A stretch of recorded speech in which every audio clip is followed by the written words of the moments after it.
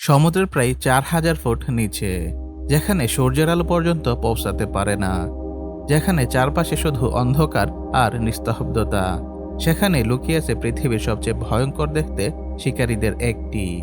প্রথম দেখে এটাকে হাঙর মনে হয় না, বরং মনে হয় যেন কোনো হরর সিনেমার দানব। লম্বা ছুরির মতো নাক, অদ্ভুত গোলাপি শরীর আর এমন এক চোয়াল যা মুহূর্তের মধ্যে মুখের বাইরে বেরিয়ে আসা শিকারকে টেনে নেই মৃত্যুর দিকে। বিজ্ঞানীরা বলেছেন এই প্রাণীটা প্রায় ১২ কোটি বছর ধরে পৃথিবীতে টিকে আছে। মানে ডাইনোসরের যুগের আগের সমুদ্রেও এদের পূর্বপুরুষ ঘুরে বেড়াতো। কিন্তু সবচেয়ে ভয়ঙ্কর ব্যাপার হলো, মানুষ খুব কম সময় এই প্রাণীটাকে নিজের চোখে দেখেছে। কারণ গবলিন হাঙর থাকে সমুদ্রের এত গভীরে, যেখানে পৌঁছানোই মানুষের জন্য ভয়ঙ্কর এক চ্যালেঞ্জ। চলুন আজকের ভিডিওতে আমরা জেনে আসি কেন গবলিন হাঙরকে সমুদ্রের জীবন্ত দুঃস্বপ্ন বলা হয়, আর এর শরীরে লুকিয়ে থাকা এমন কিছু ক্ষমতা যা শুনলে আপনি সত্যি অবাক হয়ে যাবেন। গভীর সমুদ্রের অন্ধকারে এমন কিছু প্রাণী আছে যাদের সম্পর্কে মানুষ আজও খুব কম জানে। গবলিন হাঙর ঠিক তেমনই এক রহস্যময় প্রাণী। বিজ্ঞানীরা একে জীবন্ত জীবাশ্ম বলে থাকেন, কারণ কোটি কোটি বছর ধরে এই প্রাণীর গঠন প্রায় একই রকম রয়ে গেছে। গবলিন হাঙর সাধারণত সমুদ্রের প্রায় ৮০০ থেকে ৪,০০০ ফুট গভীরে বাস করে। কিছু ক্ষেত্রে এদের আরও গভীর পানিতেও দেখা গেছে, সেখানে সূর্যের আলো পৌঁছায় না বললেই চলে। চারপাশে শুধু ঠান্ডা, চাপ আর অন্ধকার, আর সেই পরিবেশে এই ভয়ঙ্কর শিকারী নিঃশব্দে ঘুরে বেড়ায়। ১৮৯৮ সালে জাপানের উপকূলে প্রথমবারের মতো এই হাঙর ধরা পড়ে। একজন বিজ্ঞানী এর অদ্ভুত চেহারা দেখে বিস্মিত হয়ে যান। বিশেষ করে লম্বা চ্যাপ্টা নাক আর হঠাৎ বেরিয়ে আসা চোয়াল বিজ্ঞানীদের হতবাক করে দিয়েছিল। সবচেয়ে আশ্চর্যের বিষয় হলো, মানুষ খুব কম সময়ে গবলিন হাঙরকে জীবিত অবস্থায় দেখতে পেয়েছে, কারণ এরা এত গভীরে থাকে যে সেখানে পৌঁছানো অত্যন্ত কঠিন। আর এই কারণেই আজও গবলিন হাঙরকে সমুদ্রের সবচেয়ে রহস্যময় শিকারীদের একটি মনে করা হয়। গবলিন হাঙরকে একবার দেখলে বোঝা যায় এটি অন্য সব হাঙর থেকে সম্পূর্ণ আলাদা। এর সবচেয়ে অদ্ভুত অংশ হলো তার লম্বা চ্যাপ্টা নাক। দেখতে অনেকটা ধারালো ব্লেডের মতো, কিন্তু এই নাক শুধু দেখানোর জন্য নয়, এর ভেতরে রয়েছে বিশেষ ধরনের সংবেদনশীল অঙ্গ, যা পানির ভেতরের ক্ষীণ বিদ্যুৎ তরঙ্গ পর্যন্ত অনুভব করতে পারে। গভীর অন্ধকারে যখন চোখে কিছুই দেখা যায় না, তখন এই ক্ষমতায় গবলিন হাঙরকে শিকার খুঁজে পেতে সাহায্য করে। এর শরীরের রঙও অদ্ভুত। বেশিরভাগ হাঙর ধূসর বা নীলচে হলেও গবলিন হাঙরের শরীর গোলাপি ধরনের দেখায়, কারণ এর চামড়া খুবই পাতলা আর ভেতরের রক্তনালীগুলো বাইরে থেকেও দেখা যায়। তবে সবচেয়ে ভয়ঙ্কর অংশ হলো এর চোয়াল। সাধারণ হাঙরের মতো স্থির নয়, বরং গবলিন হাঙরের চোয়াল অনেকটা সামনে ঝরে বেরিয়ে আসতে পারে। শিকার কাছে আসা মাত্র ১ সেকেন্ডেরও কম সময়ে চোয়াল সামনে গিয়ে শিকারকে ধরে ফেলে। গভীর সমুদ্রে খাবার খুব সহজে পাওয়া যায় না, তাই সেখানে টিকে থাকতে হলে শিকার ধরার কৌশল হতে হবে ভয়ঙ্কর নিখুঁত। গবলিন হাঙর ঠিক সেটাই করে। এরা সাধারণত ধীরে ধীরে পানির ভেতরে ভেসে বেড়ায়।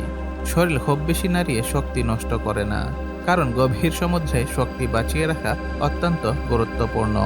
কিন্তু শিকার কাছে এলে পুরো দৃশ্য যেন বদলে যায়।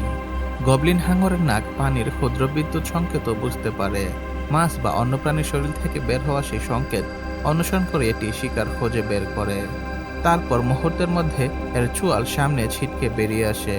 এত দ্রুত আক্রমণ হয় যে অনেক শিকার বুঝতেই পারে না কি ঘটল। চোয়ালের ভেতরে থাকা ধারালো দাঁত শিকারকে শক্তভাবে আটকে ফেলে। এরা সাধারণত ছোট মাছ, স্কুইড অর্থাৎ নরম দেখতে সামুদ্রিক প্রাণী এবং গভীর সমুদ্রের বিভিন্ন জীব খেয়ে বেঁচে থাকে।